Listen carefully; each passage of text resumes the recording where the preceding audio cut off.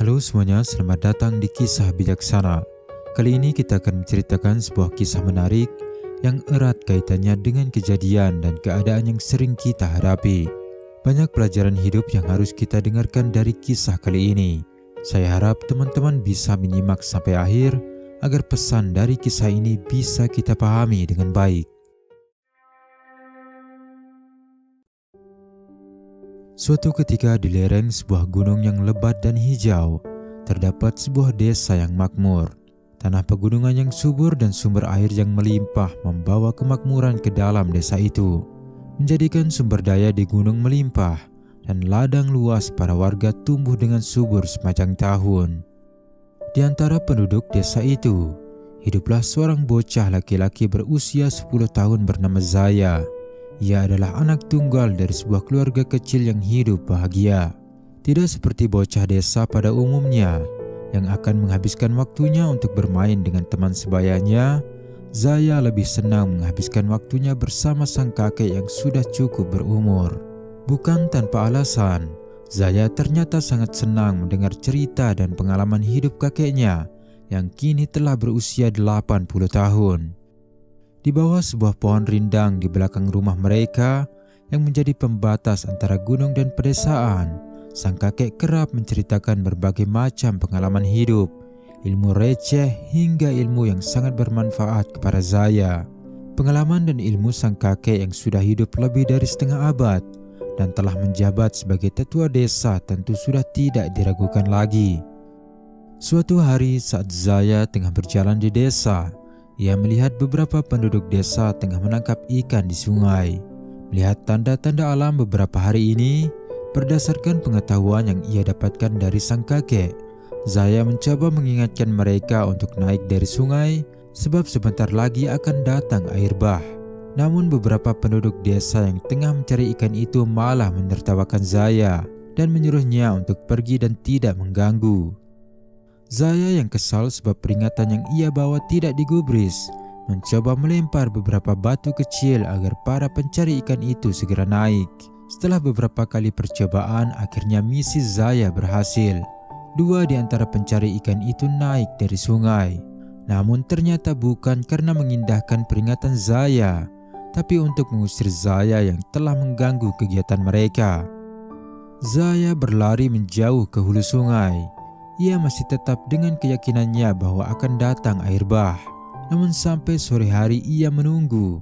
Air bah yang ia dugakan tidak kunjung datang. Ia rasa ilmu dari sang kakek untuk memprediksi air sungai akan meluap belum bisa ia terapkan dengan baik. Dengan perasaan kecewa dan lapar, Zaya pun memutuskan kembali ke rumah dan mengisi perutnya.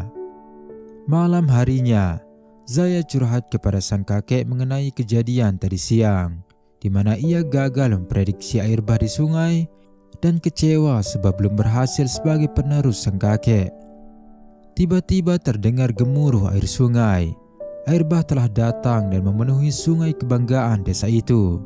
Mengetahui prediksinya tidak sepenuhnya melenceng, Zaya merasa sangat senang. Ia tahu pengalaman dan ilmu yang ia dapatkan dari sang kakek adalah hal yang sangat istimewa. Keesokan paginya, sang kakek mengajak Zaya untuk masuk ke dalam hutan dan membelah gunung. Ia ingin Zaya mempraktikkan ilmu yang telah ia pelajari dari sang kakek tentang hidup di dalam hutan. Misinya simpel. Mereka harus bertahan hidup di hutan dengan hanya berbekal sebilah pisau, kembali pada sore hari dalam keadaan kenyang dan membawa pulang berbagai bahan makanan dan buah. Setengah jam membelah hutan. Dengan percaya diri Zaya memotong sebuah tanaman rambat dan dari batangnya keluarlah air yang bisa mengatasi dahaganya dengan sang kakek. Kemudian Zaya mulai mengutip beberapa buah di hutan yang belum pernah ia lihat sebelumnya. Ia yakin buah itu bisa dimakan sebab terlihat banyak gigitan hewan liar pada buah-buah yang berjatuhan di tanah. Yang tentu semua ilmu itu ia dapatkan dari sang kakek. Sang kakek yang tujuannya untuk menguji kemampuan cucunya hanya melihat tanpa memberi arahan. Namun raut muka senang dan bangga tidak luput dari wajahnya. Hingga sore hari menjelang, setelah mengisi perut mereka dengan kenyang dan telah mendapatkan makanan yang cukup untuk dibawa pulang, Zaya dengan cekatan melihat lumut yang menempel di batang pohon sebagai penanda arah barat, sedang bagian pohon yang tidak ditumbuhi lumut akan menandakan arah timur, tepat ke arah desa mereka yang berada di sebelah timur gunung tempat mereka berada.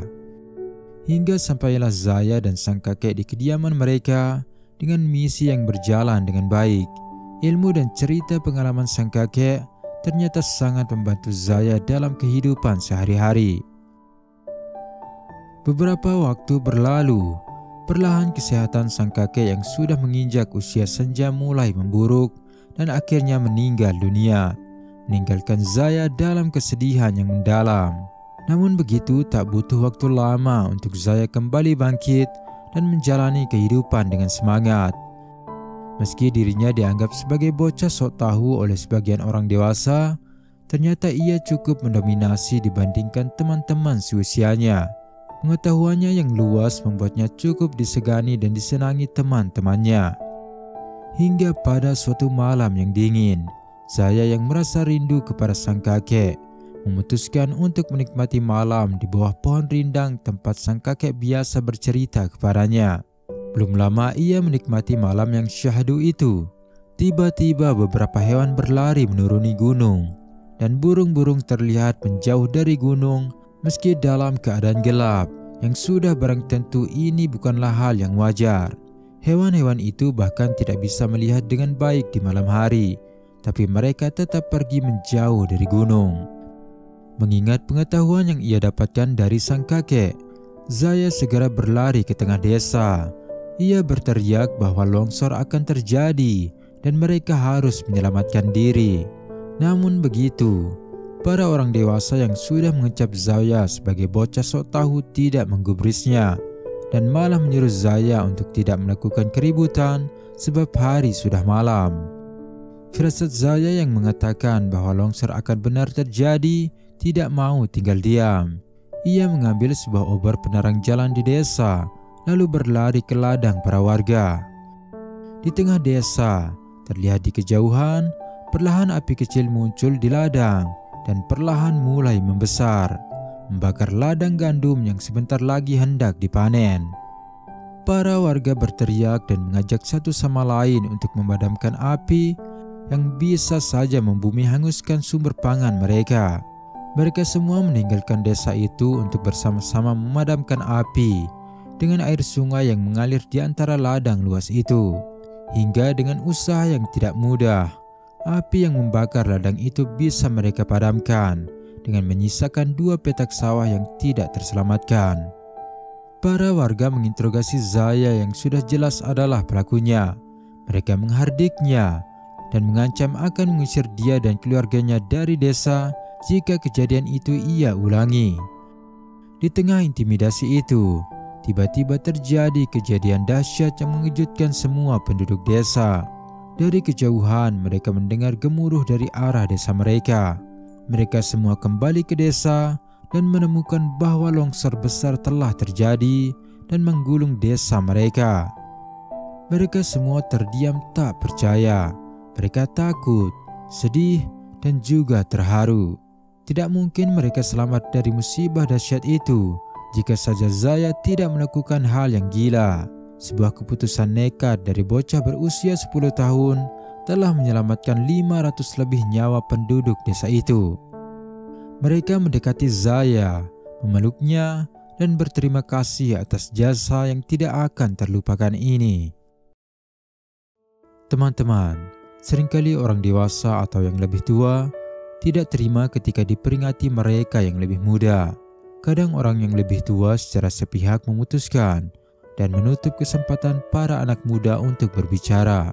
Solusi dan jalan keluar bisa datang dari siapa saja, termasuk mereka yang masih muda. Jadi berikanlah mereka kesempatan. Jangan sampai ego dan angkuh membuat kita menutup pintu yang bisa jadi menjadi jalan keluar dan solusi yang kita butuhkan. Dengarkan pendapat anak-anakmu, murid-murid, atau siapa saja, dan seketika kita akan melihat bahwa ada banyak sudut pandang dan kemungkinan solusi yang tidak terpikirkan sebelumnya. Jangan lupa subscribe, like, dan tinggalkan komentar positif jika video ini bermanfaat. Terima kasih sudah menonton dan sampai jumpa di kisah berikutnya.